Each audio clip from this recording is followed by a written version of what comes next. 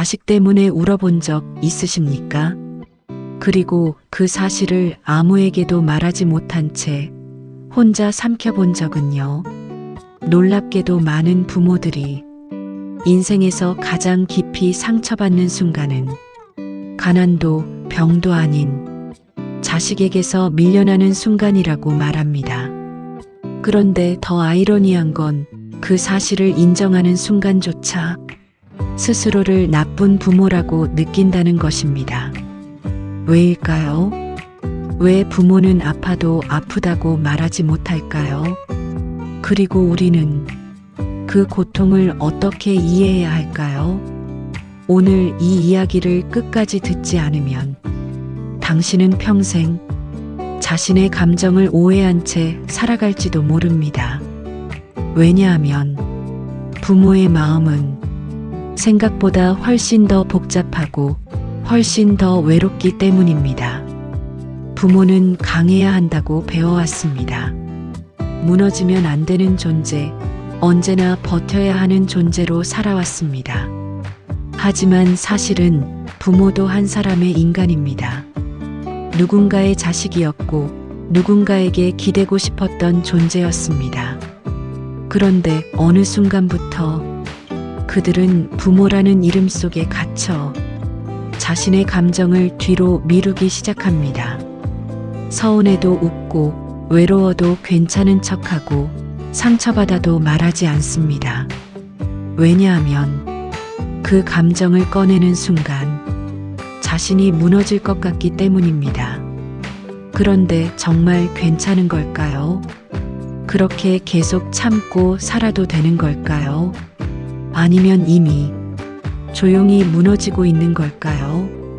이제 그 마음의 안쪽으로 들어가 보겠습니다.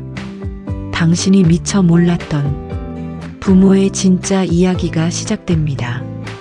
그리고 이 다음 이야기를 들으면 아마 당신은 눈을 떼지 못할 겁니다.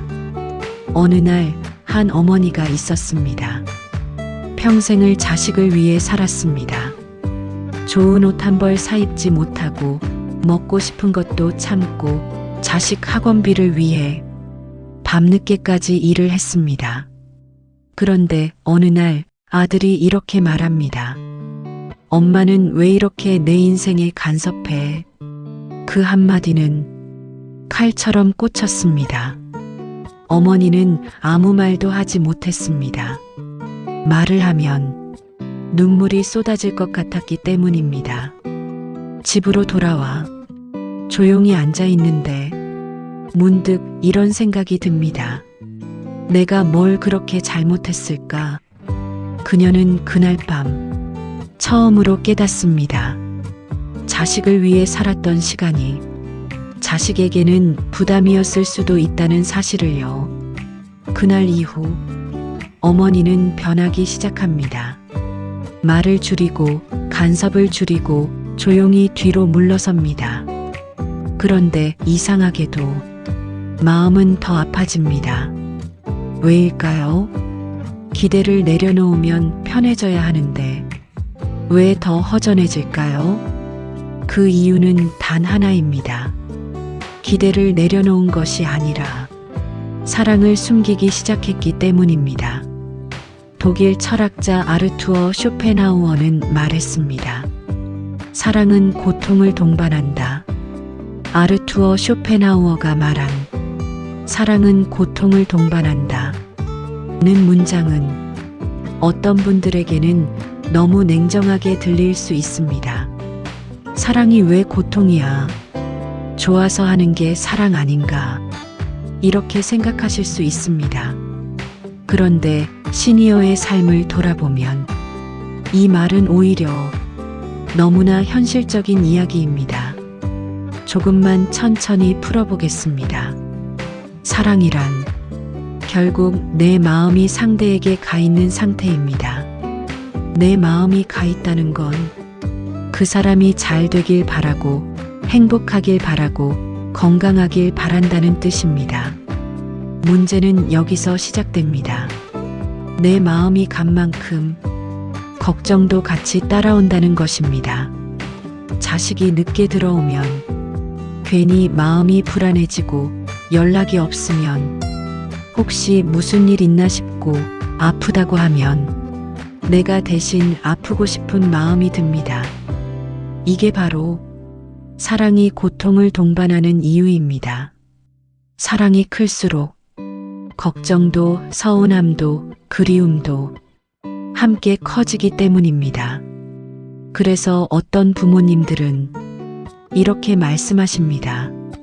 자식 키우면서 마음 편한 날이 하루도 없었다.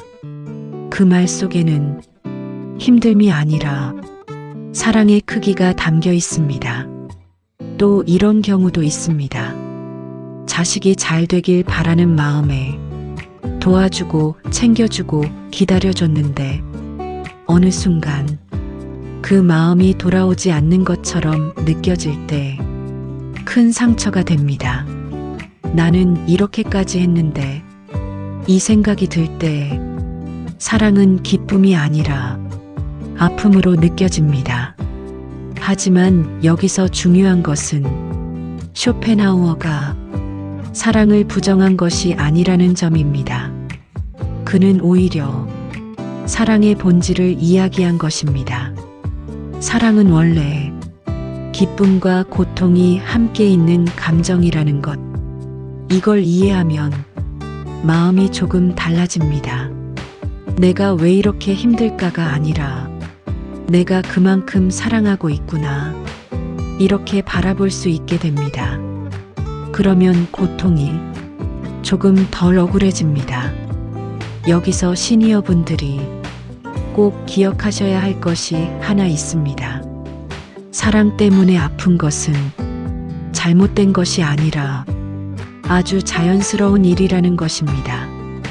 오히려 아무 감정도 없는 상태가 더 외로운 상태입니다. 그래서 중요한 건 사랑을 없애는 것이 아니라 사랑의 방식을 조금 바꾸는 것입니다. 예전에는 내가 해줄 수 있는 만큼 다 해줘야지였다면 이제는 내가 할 수 있는 만큼만 내 마음이 다치지 않는 선에서로 조금 바꿔보는 것입니다. 사랑을 줄이라는 뜻이 아니라 나를 지키면서 사랑하라는 뜻입니다.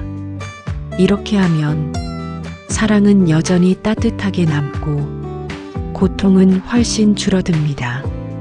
결국 이 말은 이렇게 이해하시면 가장 좋습니다. 사랑은 원래 마음을 쓰는 일이기 때문에 조금은 아플 수밖에 없다.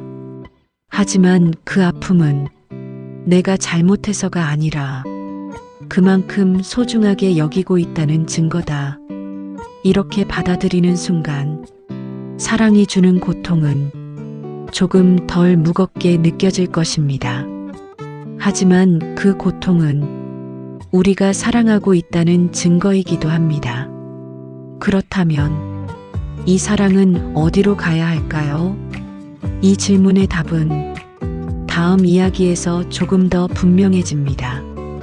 아마 여기서부터 당신의 마음이 흔들리기 시작할 겁니다. 또 다른 이야기입니다. 한 아버지가 있었습니다. 평생을 가족을 위해 일했습니다.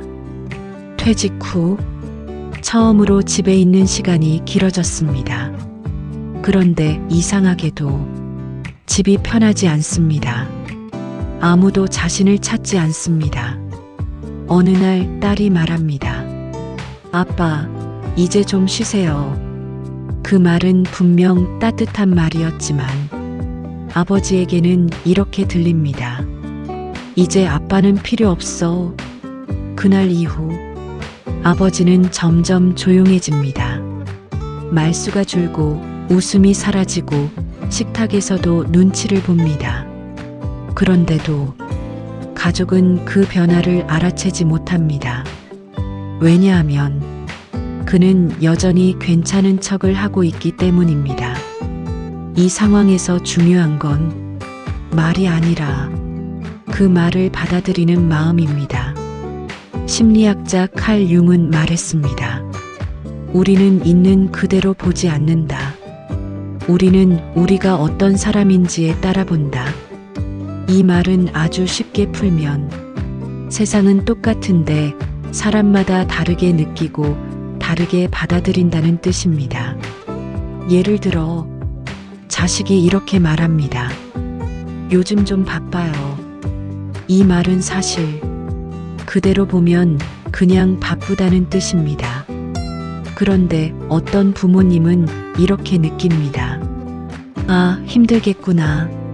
반대로 어떤 분은 이렇게 느낍니다. 이제 나를 귀찮아하는구나. 같은 말인데 왜 이렇게 다르게 느껴질까요? 바로 내 마음 상태가 다르기 때문입니다. 외로움이 쌓여 있는 상태에서는 작은 말도 크게 서운하게 들립니다. 반대로 마음이 편안한 상태에서는 같은 말도 이해가 됩니다. 이게 바로 칼 융이 말한 핵심입니다. 우리는 있는 그대로 듣는 것이 아니라 내 마음을 거쳐서 듣는다는 것입니다. 그래서 어떤 날은 별말 아닌데도 상처가 되고 어떤 날은 같은 말을 들어도 괜찮습니다. 이 차이는 상대가 아니라 내 안에 있는 감정에서 나옵니다. 조금 더 쉽게 비유를 들어보겠습니다. 마음은 색안경과 같습니다. 내가 외롭고 서운한 상태라면 그 안경은 약간 어두운 색입니다. 그래서 세상이 조금 더 차갑게 보입니다. 반대로 마음이 안정되어 있으면 맑은 안경을 쓴 것처럼 같은 상황도 부드럽게 보입니다. 상대가 나를 어떻게 대하느냐도 중요하지만 내가 어떤 마음 상태로 바라보느냐가 더 크게 영향을 준다. 이걸 알게 되면 관계에서 상처를 덜 받게 됩니다. 예를 들어 자식이 연락이 뜸할 때 나를 싫어하나 대신 요즘 많이 바쁜가 보다라고 한 번만 바꿔 생각해 보는 것입니다. 이 작은 차이가 마음을 훨씬 편하게 만듭니다. 물론 쉽지는 않습니다. 왜냐하면 그동안 살아온 시간 속에서 쌓인 감정들이 있기 때문입니다. 하지만 한 번만이라도 이렇게 생각해 보시면 좋겠습니다. 내가 지금 느끼는 이 감정이 정말 사실일까? 아니면 내 마음이 만들어낸 해석일까? 이 질문 하나가 마음을 지켜주는 힘이 됩니다. 결국 칼 융의 이 말은 이렇게 이해하시면 가장 좋습니다. 세상은 그대로인데 내 마음이 달라지면 세상도 다르게 보인다. 그래서 시니어의 삶에서는 상대를 바꾸려고 하기보다 내 마음을 조금 더 편안하게 만드는 것이 훨씬 중요한 선택이 됩니다. 그렇게 하나씩 바라보는 방식이 바뀌면 사람 때문에 힘들었던 마음도 조금씩 가벼워질 수 있습니다. 아버지는 쓸모없는 존재가 되었다는 두려움으로 그 말을 해석한 것입니다. 그렇다면 이 마음은 바뀔 수 있을까요? 이 질문에 대한 답은 다음 이야기에서 더 깊어집니다. 이제 세 번째 이야기입니다. 자식이 결혼을 하고 연락이 점점 줄어든 부모의 이야기입니다. 처음에는 이해하려 했습니다.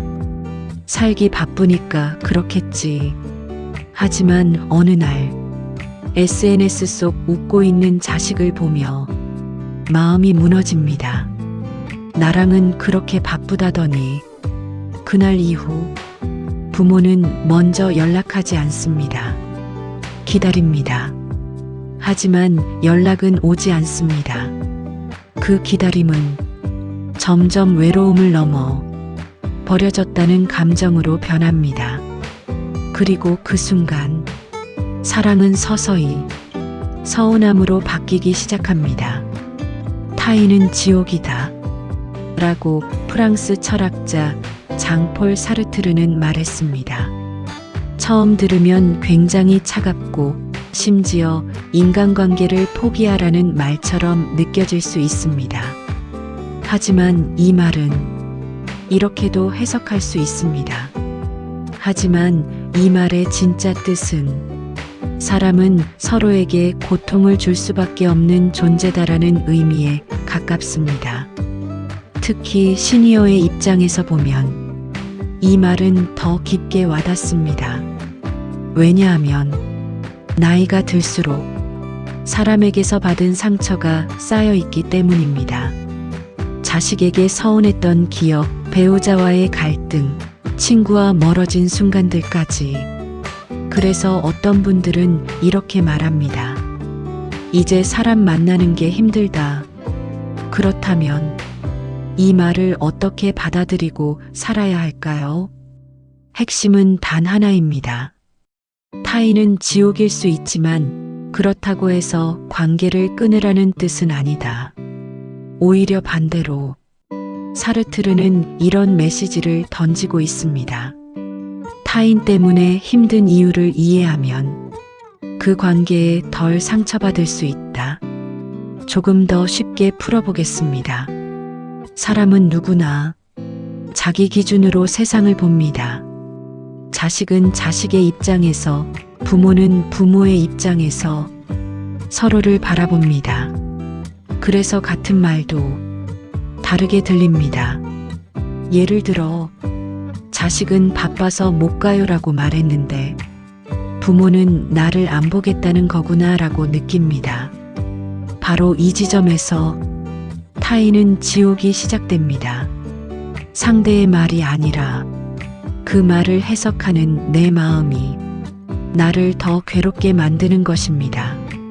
그렇다면 시니어는 어떻게 살아야 덜 힘들까요? 첫 번째는 있는 그대로 듣는 연습입니다. 바빠서 못 간다는 말을 그대로 받아들이는 것입니다. 그 안에 숨은 의미를 억지로 만들어내지 않는 것입니다. 두 번째는 기대보다 이해를 선택하는 것입니다. 기대는 클수록 실망도 커집니다. 하지만 이해는 관계를 부드럽게 만듭니다. 저 아이도 자기 삶이 있겠지. 이 한 문장이 마음을 훨씬 편하게 해줍니다. 세 번째는 나의 삶을 다시 중심에 두는 것입니다. 사르트르의 철학은 결국 자유에 대한 이야기입니다. 타인에게 인정받지 않아도 나는 여전히 가치 있는 존재라는 것. 자식이 연락을 자주 하지 않아도 나는 충분히 잘 살아온 사람이라는 것. 이걸 스스로 인정하는 순간 타인은 더 이상 지옥이 아니라 그저 다른 삶을 사는 사람이 됩니다. 결국 이 문장은 관계를 끊으라는 말이 아니라 타인에게 휘둘리지 않고 나의 마음을 지키며 살아라. 이렇게 이해하는 것이 가장 지혜로운 해석입니다. 그래서 시니어에게 이 말은 이렇게 바뀌어야 합니다. 타인은 때로 나를 힘들게 하지만 나는 그 속에서도 내 마음을 지킬 수 있는 사람이다. 이렇게 받아들이는 순간 사람은 덜 상처받고 조금 더 편안해집니다. 타인은 우리 마음을 비추는 거울이라는 것입니다. 우리가 느끼는 고통은 상대의 행동이 아니라 그 행동을 해석하는 우리의 방식에서 커지는 경우가 많습니다. 그렇다면 우리는 어떻게 해야 할까요? 이 질문을 품은 채 다음 이야기를 들어보시기 바랍니다. 아마 당신의 생각이 조금씩 바뀌기 시작할 것입니다. 네 번째 이야기입니다. 한 어머니는 자식에게 매번 전화를 걸었습니다. 밥은 먹었니? 몸은 괜찮니? 그런데 어느 날 자식이 이렇게 말합니다. 엄마, 제발 좀 그만 물어봐. 그 순간 어머니는 웃으며 전화를 끊었지만 손이 떨리고 있었습니다. 그날 이후 전화는 점점 줄어들었습니다. 하지만 마음은 점점 더 커졌습니다. 왜냐하면 표현하지 못한 사랑은 사라지지 않고 쌓이기 때문입니다. 이때 중요한 것은 사랑의 방식입니다. 사랑은 많이 하는 것이 중요한 게 아니라 상대가 받아들일 수 있는 방식으로 전하는 것이 중요합니다. 사랑은 마음의 크기로만 전달되지 않습니다. 오히려 그 마음이 어떤 방식으로 전달되었는가에 따라 따뜻함이 될 수도 있고 부담이 될 수도 있습니다. 예를 들어 한 어머니가 있습니다. 아들이 혼자 살고 있어 늘 걱정이 됩니다. 그래서 매일 전화를 합니다. 밥은 먹었니? 오늘은 뭐 했니? 건강은 괜찮니? 어머니의 마음은 분명 사랑입니다. 하지만 아들의 입장에서는 이런 연락이 점점 확인처럼 느껴집니다. 그래서 어느 날, 엄마, 나 좀 바빠요. 나중에 전화할게요. 이렇게 말하게 됩니다. 이때 어머니는 상처를 받습니다. 내가 걱정해서 그런 건데. 하지만 여기서 한 걸음만 다르게 생각해 보면 사랑의 방식이 달라질 수 있습니다. 매일 전화를 하기보다 이렇게 메시지를 보내는 겁니다. 바쁠 텐데 몸 잘 챙기고 생각나서 연락했어. 이 한 문장은 상대를 묻지 않으면서도 마음을 충분히 전합니다. 또 다른 예를 보겠습니다. 한 아버지는 자식이 힘들어 보일 때마다 조언을 해주려고 합니다. 내가 살아보니까 말이야. 그건 이렇게 해야 돼. 이 역시 사랑입니다. 도와주고 싶은 마음입니다. 하지만 자식에게는 이 말이 지적처럼 들릴 수 있습니다. 그래서 점점 대화를 피하게 됩니다. 이럴 때는 조언 대신 공감을 먼저 건네는 것이 좋습니다. 많이 힘들었겠다. 그 상황이면 누구라도 그랬을 거야. 이 말은 문제를 해결해 주지는 않지만 마음을 열게 만듭니다. 그리고 그 다음에 혹시 내 생각도 들어볼래? 라고 묻는다면 상대는 훨씬 편안하게 받아들입니다. 사랑은 상대를 바꾸려는 것이 아니라 상대를 이해하려는 마음에서 시작됩니다. 또 어떤 부모는 자식에게 무언가를 계속 해주어야 사랑이라고 생각합니다. 밥을 챙겨주고 돈을 보태주고 필요한 것을 먼저 해줍니다. 하지만 자식이 어느 정도 성장하면 이런 사랑은 고마움보다 부담으로 느껴질 수 있습니다. 이때는 도와주는 사랑에서 지켜봐주는 사랑으로 바뀌어야 합니다. 필요하면 언제든 말해. 이 한마디는 도움보다 더 큰 안정감을 줍니다. 사랑은 가까이 가는 것만이 아니라 적절한 거리를 지켜주는 것도 포함됩니다.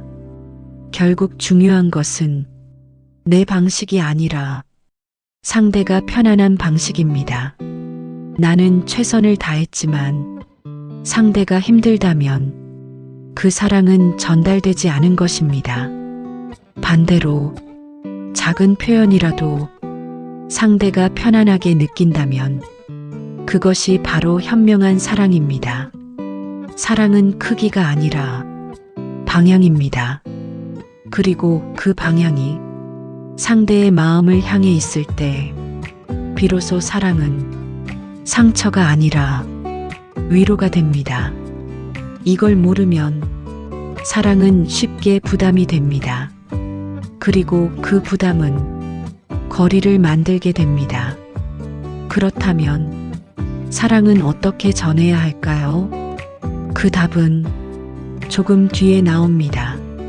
지금 포기하면 그 가장 중요한 순간을 놓치게 됩니다. 5번째 이야기입니다. 한 아버지는 자식에게 경제적으로 많은 도움을 주었습니다. 집도 마련해주고 생활비도 도와주었습니다. 그런데 어느 날 자식이 독립을 선언합니다. 이제 아빠 도움 없이 살고 싶어요. 그 말은 성장의 선언이었지만 아버지에게는 거절로 느껴졌습니다. 이제 나는 필요 없는 존재인가? 그날 이후 아버지는 도움을 주지 않습니다. 하지만 마음 한켠에는 섭섭함이 남아 있습니다. 이 감정의 핵심은 역할 상실입니다. 우리는 누군가에게 필요한 존재일 때 자신의 가치를 느낍니다. 그 역할이 사라질 때 사람은 공허함을 느끼게 됩니다. 하지만 이건 끝이 아닙니다. 역할이 사라진 것이 아니라 변한 것입니다. 이걸 받아들이는 순간 마음은 달라집니다. 그렇다면 우리는 어떻게 이 변화를 받아들여야 할까요? 이제 마지막 이야기가 그 답을 알려줍니다. 6번째 이야기입니다. 한 부모가 있었습니다. 자식과의 대화가 점점 줄어들었습니다. 어느 날 용기를 내어 말합니다. 요즘 왜 이렇게 연락이 없어? 그러자 자식이 말합니다. 그냥 바빠서 그래요. 그 짧은 말에 부모는 다시 입을 닫습니다. 하지만 이번에는 다릅니다. 그날 밤 부모는 이렇게 생각합니다.